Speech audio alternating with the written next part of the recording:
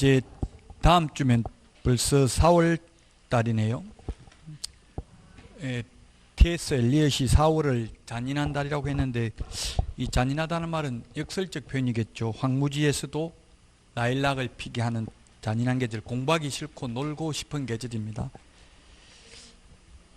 그래도 잘 참고 열심히 공부하셔야 돼요. 밖에 나가보니까 엄청나게 사람 많더라고요. 요즘 무슨 호숫가에 뭐 벚꽃도 지금 많이 피어있고 진달래도 피어있고 그러는데 산에도 엄청나게 사람 많고요.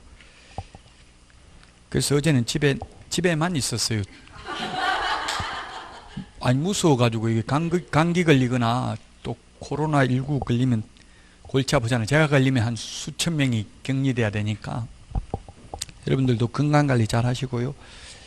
자, 269페이지 행정 형벌입니다.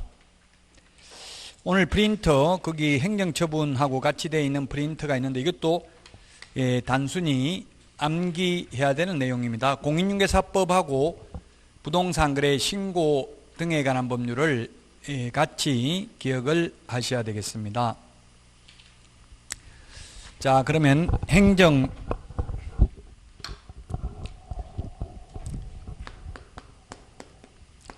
행정벌이 있는데 행정벌에는 행정형벌이 있고 행정형벌, 여기서 두 문제 나옵니다. 시험에 두 문제 출제됩니다. 행정질서벌이 있습니다. 행정질서벌, 행정형벌이 있고 행정질서벌이 있는데, 형벌은 가장 무거운 게 공인중개사법에서는 3년 이하의 징역이나 3천만 원 이하의 벌금, 그 다음에 1년 이하의 징역이나 1,000만 원 이하의 벌금이 있고요. 그 다음에 공인중개사법에서는 500만 원 이하의 과태료, 100만 원 이하의 과태료가 있습니다. 단순히 암기해야 될 내용입니다. 판사들도 이 벌칙을 다 암기하지는 못하겠죠. 근데 우리는 시험 공부기 때문에 암기해야 되고, 유일하게 공인중개사법만 이게 암기하는 게 시험에 나옵니다. 다른 공법이나 이런 데는 출제되지 않죠. 공법도 보면 많이 있습니다. 징역 벌금이 있지만 시험에는 거의 안 나옵니다. 그러나 공인중개사법에서만 내용이 별로 없기 때문에 이걸 안 내면 너무 고득점이 다 되기 때문에 시험에 출제합니다. 3년 이하의 징역이나 3천만 원 이하의 이 벌금이 되겠습니다. 3년 이하의 징역이나 3천만 원 이하의 벌금, 무부관직상투. 옛날에는 이렇게 되어 있었습니다. 근데 올해 신설된 게 7번, 8번, 6번, 7번, 8번이 신설됐습니다. 시공시 이렇게 해볼까요? 시공시. 자, 뭐냐면 무등록 중개업자, 무등록 부정한 방법으로 등록한 자, 이거는 금지행위죠. 분양 관련 증서 매매를 업으로 하거나 중개하는 행위, 청약 통장 매매를 업으로 하는 거, 이런 게 되겠죠. 의뢰인과 직접 거래, 의뢰인 쌍방을 대리하는 행위, 탈세 목적으로 미등기 전매 등 투기 조장하는 행위. 그 다음에 시공시, 이게 세 개가 올해 신설됐습니다. 그게 시가 뭐냐면은 시세에 부당한 영향을 주는 개업공개사 등입니다. 그게 뭐냐면 이를테면 이게는 예시에 불과합니다. 예를 들면 지금 시세가 10억인데 15억의 가짜 계약서를 적어가지고 보여주면서 이거 한 달 전에 15억의 실거래 가격 신고됐다, 실거래됐다, 근데 지금 급매로 이거 13억에 나왔다, 빨리 사는 게 좋을 것이다, 이렇게 해서 13억에 사고 보니까 나중에 3억 더 비싸게 주고 샀죠. 이렇게 시세에 부당한 영향을 주는 이러한 행위, 하나의 예시에 불과합니다. 제가 말한 거는 이런 것들을 하면 안 됩니다. 그래서 이게 가격 담합을 해가지고 지금 부동산 가격이 올라간다고 보고 있는 거거든요, 정부에서는. 그래서 이렇게 시세에 부당한 영향을 미치는 행위, 시장경제 원리에 따라서 올라가는 게 아니라 뭐 수원 이런 데 보니까 일주일 사이에 3억 올라갔다, 이런 게 뉴스에 나오더라고요. 갑자기 3억 올라가는 거는 담합해가지고 한 게 많거든요. 시세에 부당한 영향을 미치는 행위. 그 다음에 동그라미 7번은 단체 구성은 외의자와 공동중개를 제한하는 행위, 시공시, 공동중개 제한. 이게 뭐냐면 왕따 시키는 거, 친목회 회원 업소, 외예업 중개업소와 같이 공동중개를 제한하는 거 굉장히 심합니다. 지금 우리나라에 친목회라는 게 제가 옛날에 근무하던 친목회에서는 비회원, 친목회 회원이 아닌 사람하고 눈만 마주쳐도 벌금 50만 원 해체한다 이런 말이, 이런 회칙이 있었더라고. 저는 그런 회칙이 있는 줄도 몰랐어요. 그러다가 지나가다가 저한테 수업 들은 분이 비회원이어서 저보고 선생님 인사 이렇게 하는데 또 안 받아주셨잖아요. 그걸 받고 악수까지 했더니만 친목회 회장이 지나가다 보고 벌금 50만 원 내라 하더라고요. 그 눈도 마주치지 말라고 했는데 악수까지 했다고. 그래서 내가 네가 판사냐 이렇게 가서 싸웠더니만 왕따 시켜가지고 저는 문 닫았어요. 전부 다 공동중개하자고 전화하니까 사람들이 투명인간 취급하는 거에 사장님 바쁩니다 하고 끊어버리고 물건 없습니다 이렇게 하고 끊고 실제 있는데도 그런 게 많이 있어요. 그래서 이렇게 공동중개 제한, 소위 말하는 왕따입니다. 왕따 시키면 안 된다고요. 왕따 시키면 안 된다. 저도 어릴 때부터 왕따를 많이 당해봤어요. 제가 중학교 때부터. 제가 왜냐면 시골에서 국민학교 졸업하고 도시에 혼자 와서 자취하면서 중학교 다니는데 촌놈이라고 엄청나게 놀리고 많이 맞았어요. 그래서 굉장히 괴로웠는데 어쨌든 그렇게 왕따 시키면 안 된다고. 이게 진짜 당하는 사람은 엄청나게 괴로워요. 왕따 당하는 사람은. 그래서 이게 왕따입니다. 공동중개 제한. 그 다음에 시세에 부당한 영향을 미치는, 누구든지 시세에 부당한 영향을 미침으로써 개업공개사 등의 업무를 방해하는 자입니다. 똑같이 시세에 부당한 영향을 미치는데 이게 다른 게 뭐냐면 앞에 거는 개업공개사 등이고요. 이 맨 마지막에 거는 누구든지입니다. 누구든지. 주로 아파트 분유회, 입주자 대표회의, 그 다음에 네이버 밴드 운영자, 그 다음에 네이버 카페 운영자 이런 분들, 입주자 카페 이런 거 많잖아. 커뮤니티 이런 거 만들어가지고 요즘 맘카페 이런 것도 많던데, 맘카페에 한번 걸리면 그게 안 좋다 이런 거 올려버리면 손님 다 끊기고 돈 받고 좋게 칭찬글 올려주고 그런 거 하나 보더라고요. 그만큼 영향력이 세다는 이야기입니다.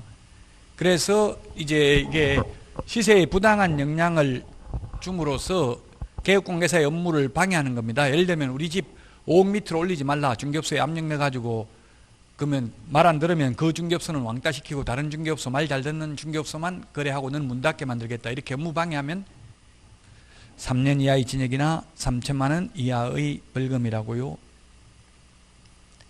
자, 그 다음에 그 까만 별표에 보면 우리 프린터 양벌 규정으로 300만 원 이상 벌금을 선고받아도 결격 사유는 아님. 이게 뭐냐면 직원 잘못으로 사장이 300만 원 이상 벌금을 받아도 이것은 이 법에 의한 벌금은 아니다. 이 법에 의한 벌금은 아니므로 개업공개사가 3년 동안 결격 사유에 해당되어서 취직도 안 되고 개업도 못하는 것은 아니다 이 말입니다. 즉 이 법은 좁은 의미로 해석해야 된다. 본인이 잘못해서 벌금 받은 경우만 해당된다라고 봐야 된다는 게 판례입니다. 판례도 논리적으로 안 맞는 게 있고요. 판례도 시대가 바뀜에 따라 대부분 판례도 변경되죠. 그러니까 판례도 궁극적으로는 이해 안 되면 암기해야 돼요. 이해 안 되는 판례도 있어요. 좀 논리적으로 보면. 대부분 판사들도 다 기득권자잖아요. 기득권자. 그렇기 때문에 예를 들면 명의신탁하는 것도 민법 103조 반사회 질서적 행위에 해당되지 않는다라고 보고 있어요. 제가 볼 때는 해당되어야 그런 짓을 안 할 텐데 해당 안 되니까 부당이득은 돌려달라고 할 수 있는 거예요. 돈은 돌려달라고 할 수 있는 거예요. 불법은 임금이면 아예 돌려달라 할 수 없죠. 자, 그 다음에 1년 이하의 징역이나 1,000만 원 이하의 벌금입니다. 이게 세 개가 신설됐으니까 특히 신설된 걸 주의하십시오. 자, 1년 이하의 징역이나 1,000만 원 이하의 벌금입니다. 유사, 이중, 양도, 임정, 비광, 매무수거입니다.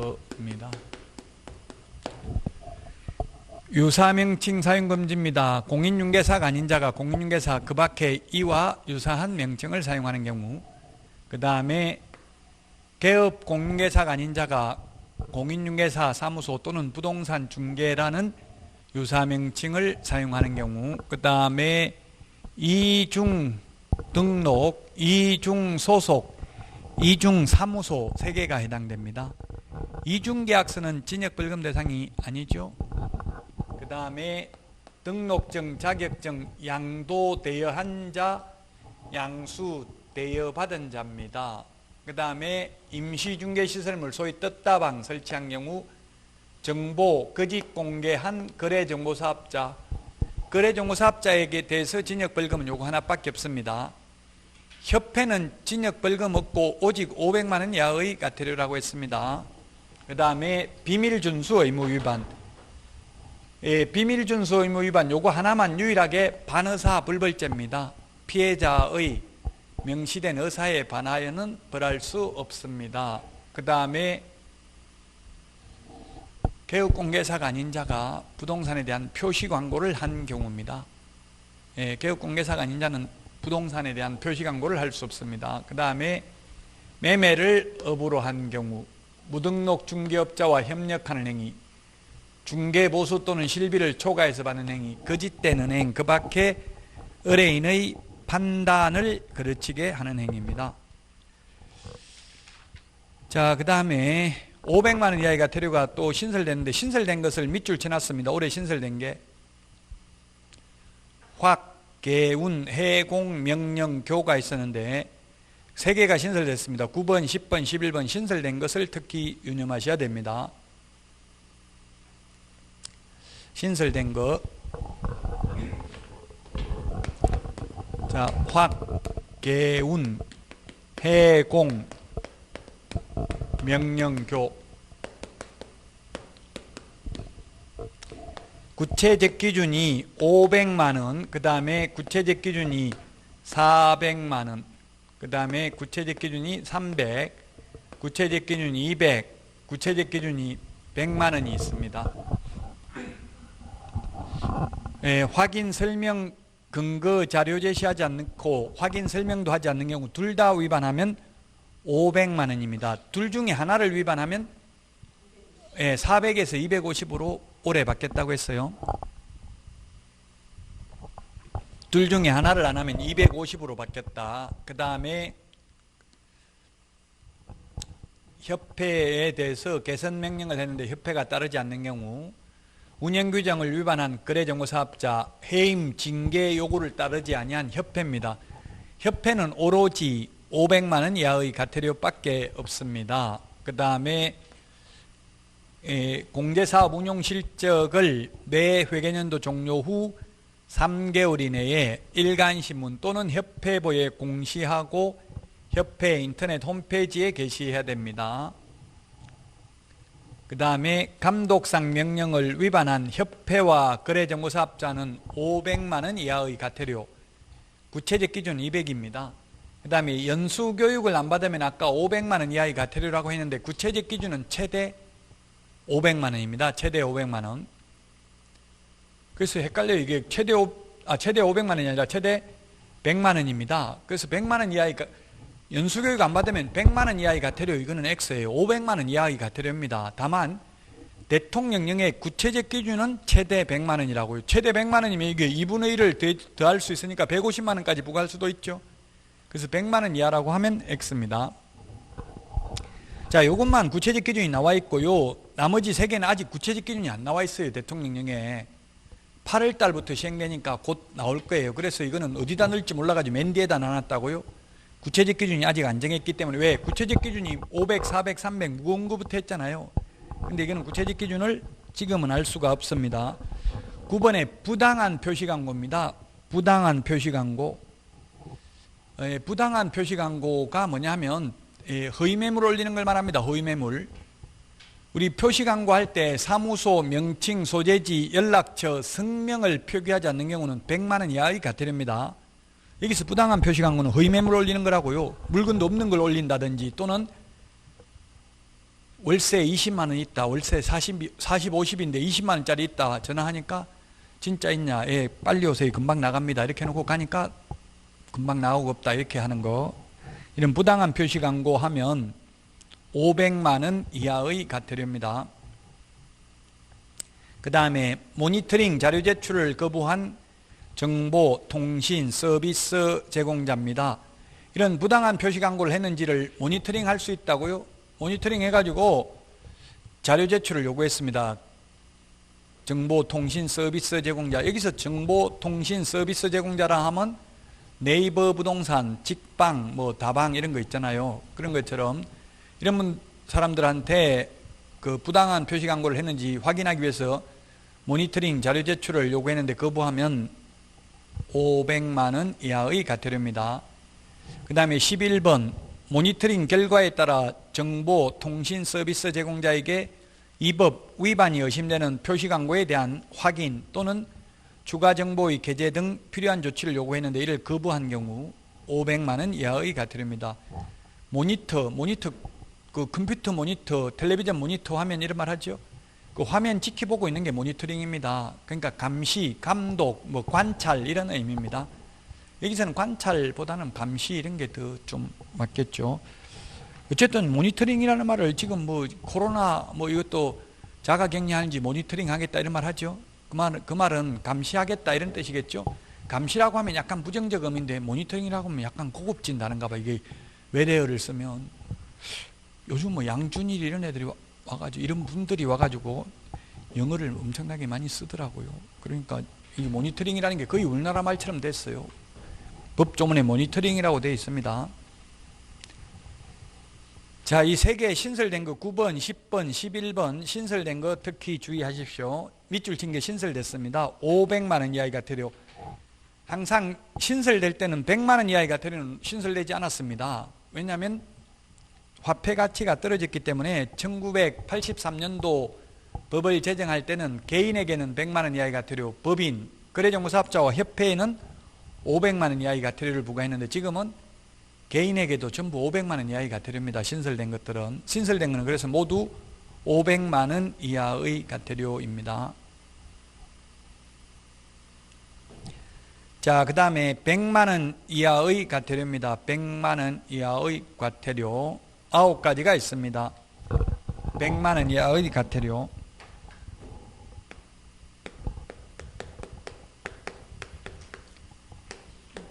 명칭, 광, 반납,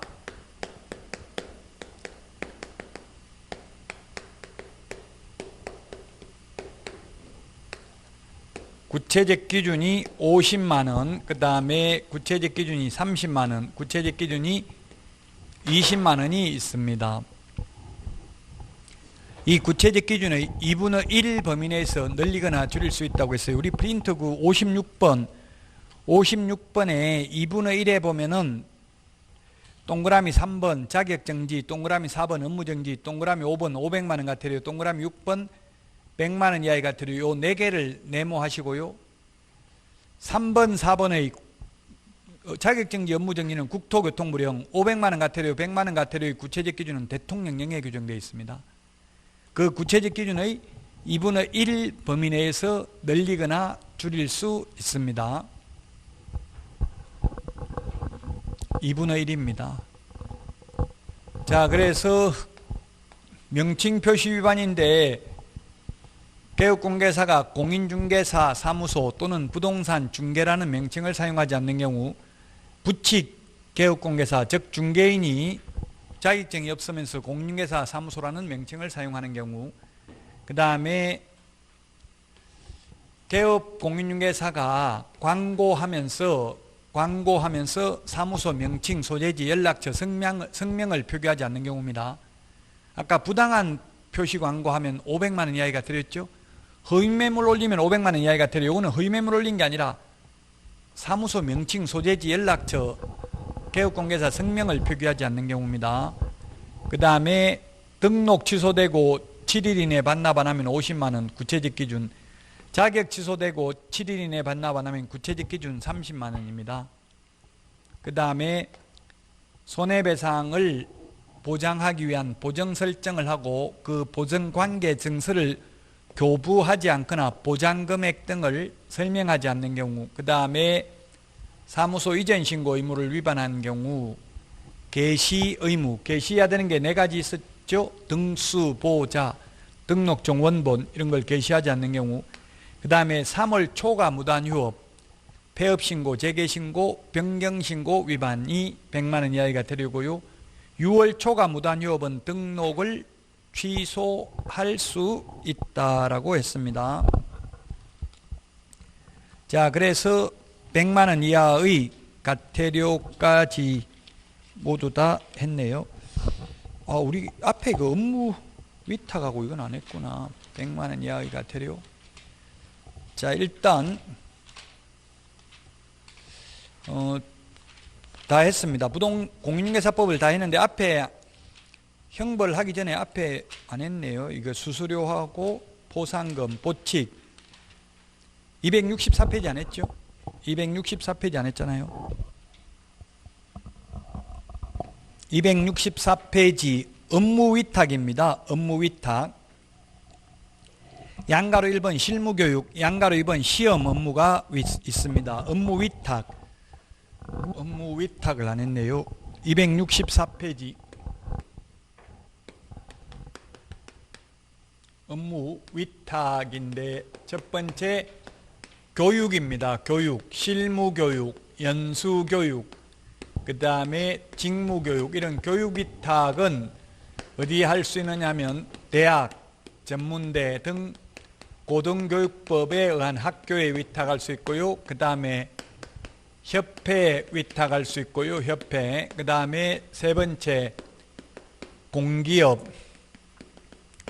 또는 준정부기관에 위탁할 수 있습니다. 준정부기관에 위탁할 수 있다. 그 다음에 시험 업무입니다. 시험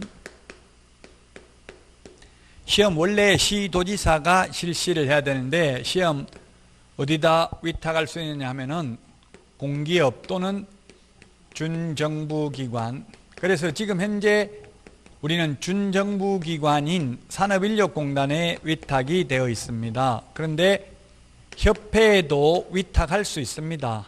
원래는. 근데 지금 현재 협회에는 위탁되어 있지 않습니다. 협회에 위탁하려고 하니까 수험생들이 반발했습니다. 협회에서 하면 시험 어렵게 낸다고. 근데 협회에서 한다고 무조건 어렵게 하지는 않습니다. 그건 알 수가 없는 거예요. 어쨌든 협회에 위탁할 수도 있다. 자, 그 다음에 또 하나 더 비교를 한다면 매수 신청 대리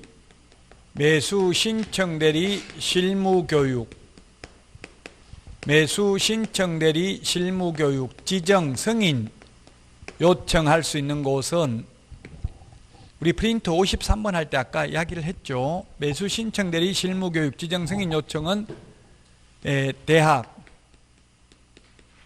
전문대 등 고등교육법에 의한 학교, 그 다음에 협회만 지정 승인을 요청할 수 있고 공기업 또는 준정부기관은 매수 신청 대리 실무교육 지정 승인을 요청할 수 없다.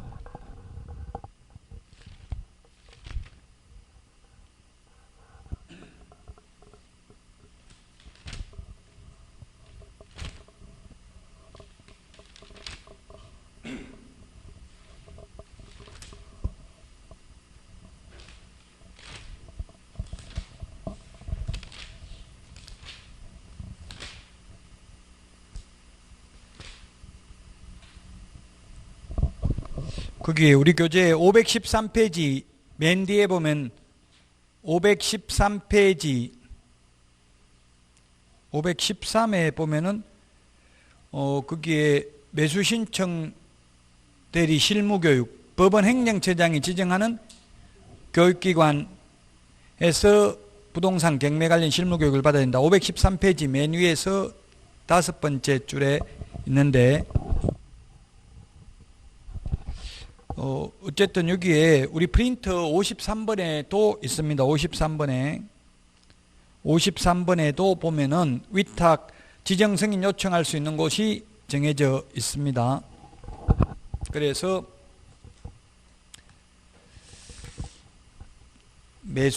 프린트 53번에 있었죠. 매수 신청 대리 실무교육 지정 승인 요청은 대학 전문대 협회만 가능하고 공기업 또는 준정부기관은 안 됩니다. 자, 그 다음에 포상금인데요. 이 포상금도 프린트 내드렸었죠. 프린트 지난달에 내드렸는데 나중에 이번 달엔 다음에 내드릴 텐데 일단 지난달에 지난달에 받은 포상금을 한번 볼까요? 지난달에 받은 포상금 안 가지고 계세요? 이 파일에 이게 하나 사셔가지고 1,000원만 하면 사요. 이거 10장 들어있는 거 이 파일에다 내가 다니면 보기가 쉬워요. 포상금이 있었습니다. 자, 포상금 지급 대상이 포상금 우리 거기에 프린터 지난달에 내드렸던 포상금 비교 정리 프린터 보십시오. 포상금 지급 대상이 공인중개사법에서는 무부양. 자, 포상금인데 첫 번째 공인중개사법이 있고요. 공인중개사법. 그 다음에 부동산 거래 신고 등에 관한 법률을 포상금 찾았어요. 프린터.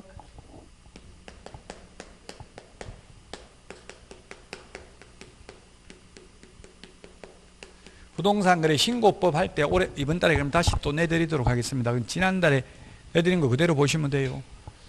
공인중개사법에서 포상금 지급 대상은 세 가지입니다. 무부양, 무등록, 그 다음에 부정한 방법으로 등록, 그 다음에 양도대여한 자, 양수대여받은 자만 포상금 지급 대상입니다. 근데 부동산 거래 신고 등에 관한 법률은 5개가 있죠. 뒤에 가면 할 거니까 부동산 거래 신고 등에 관한 법률은 오늘은 일단 생략하고 공인중개사법만 보겠습니다. 그러면 공인중개사법 보면은 세 가지입니다. 무부양 세 가지. 부동산 거래 신고 등에 관한 법률도 읽어보겠습니다. 첫 번째, 실거래 가격을 거짓으로 신고한 자.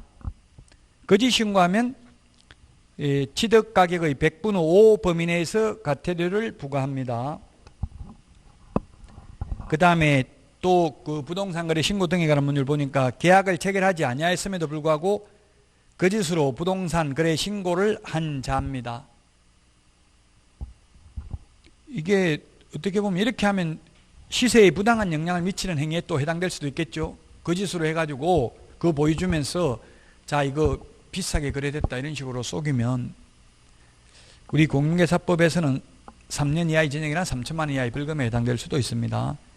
그 다음에 3번에 보니까 계약이 해제되지 아니하였음에도 불구하고 거짓으로 해제 신고를 한 자 3천만 원 이하의 과태료입니다.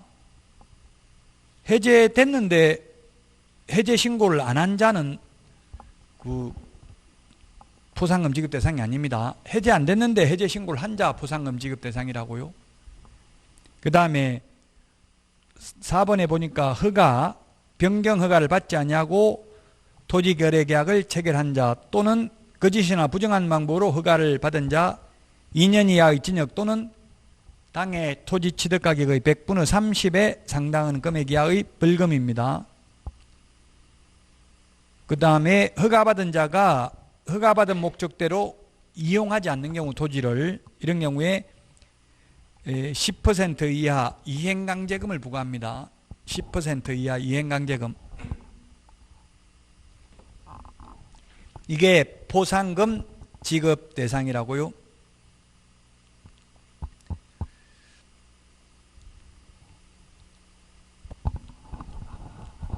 거짓 신고한 자 조금 헷갈린데 거짓 신고가 두 가지입니다. 거짓 신고 계약 체결되었는데 거짓 신고를 하면 취득 가격의 100분의 5 범위 내에서 과태료를 부과하고요. 그 다음에 두 번째도 거짓 신고인데 계약 체결을 되지 아니하였는데 거짓 신고한 경우입니다. 미계약 거짓 신고. 계약 체결되지 아니하였음에도 불구하고 거짓으로 신고한 경우에는 3천만 원 이하의 과태료입니다. 3천만 원 이하의 과태료. 그 다음에 해제되지 아니하였음에도 해제되지 아니하였음에도 불구하고 거짓으로 해제 신고, 역시 3천만 원 이하의 과태료입니다. 3천만 원 이하의 과태료. 그 다음에 허가받지 않거나 거짓 부정한 방법으로 허가받은 경우, 허가받지 않거나 거짓 부정한 방법으로 허가를 받은 경우, 이거는 2년 이하의 징역이나 당해 토지 가격의 100분의 30에 상당하는 금액 이하의 벌금입니다. 그 다음에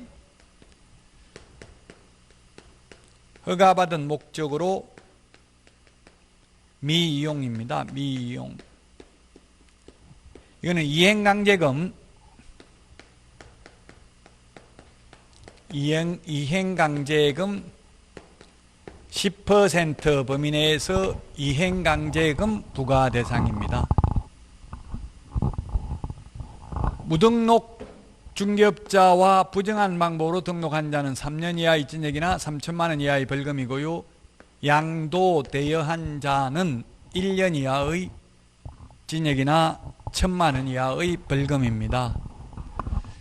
그러면 포상금은 얼마냐면, 포상금은 공인중개사법에서 포상금 액수는 물론 포상금을 받으려면 먼저 검사가 공소제기를 하거나, 포상금을 받으려면 검사가 공소제기를 하거나 또는 기소유예 결정이 있어야 됩니다.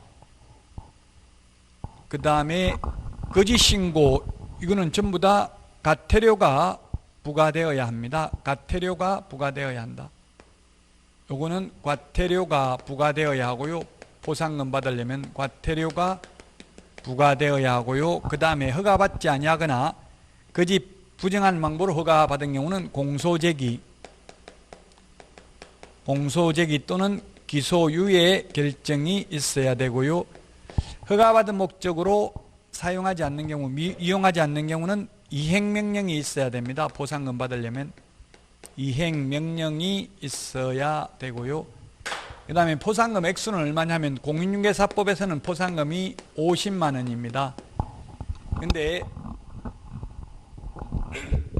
부동산 거래 신고 등에 관한 법률에서 포상금은 과태료 금액의 과태료의 20%인데 한도액은 1,000만 원입니다. 한도액은 1,000만 원이다.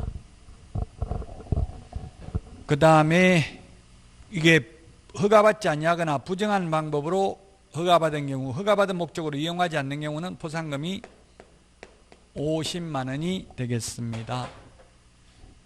공인중개사법에서는 포상금을 국고에서 100분의 50까지 지원할 수 있습니다. 근데 부동산 거래 신고 등에 관한 법률은 모두 시군구 재원으로 충당을 해야 됩니다. 시군구 재원. 공인중개사법에서는 포상금 결정일로부터 1월 이내에 포상금을 지급해야 됩니다. 1월 이내에. 그 다음에 부동산 거래 신고 등에 관한 법률에서는 접수된 날로부터 2개월 이내에 포상금을 지급해야 됩니다. 그 다음에 공인중개사법에서는 2인 이상, 2명 이상이 오면 균분, 2건 이상이 접수되면은 최초로 접수한 자만 지급합니다. 근데 똑같은 표현을 부동산 거래 신고 등에 관한 법률에서는 2인 이상이 공동으로 신고를 한 경우 균분, 2인 이상이 각각 신고했다는 말은 2건 이상이나 같은 의미입니다. 2인 이상이 각각인 경우 최초로 신고한 자에게만 포상금을 지급합니다. 비교해서 정리를 해야 됩니다. 한 문제는 시험에 출제가 될 겁니다.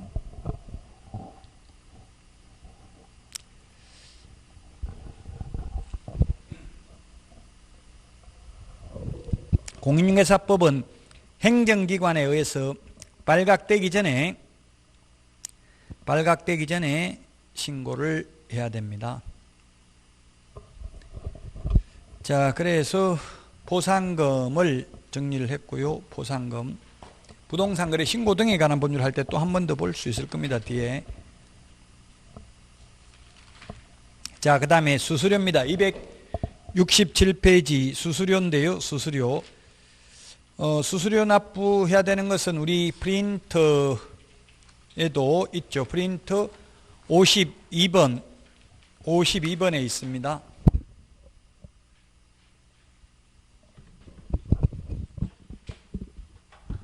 52번에 보면 있는데, 수수료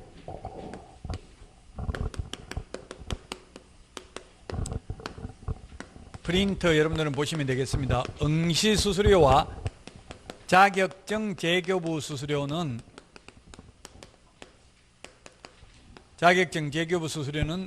시, 도, 조례가 정하는 수수료를 내야 됩니다. 그 다음에 등록 신청,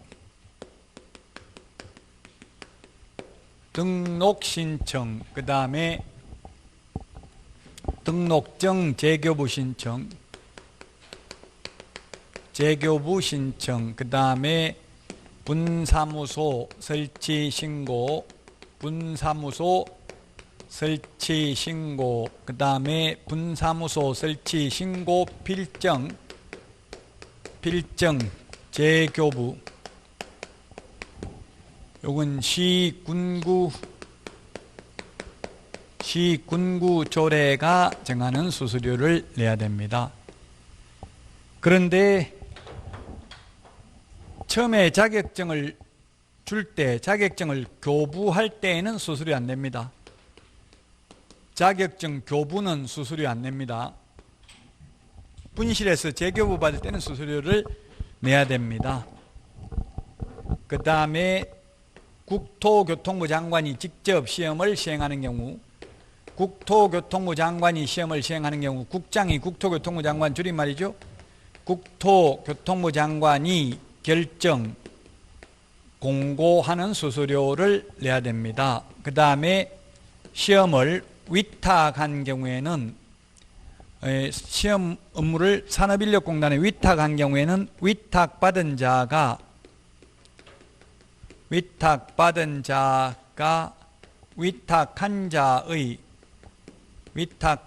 자의 승인을 얻어서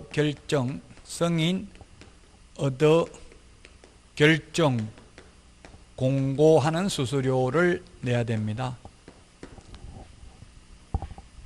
예, 수수료 내야 되는 거 9가지를 다 정리했습니다.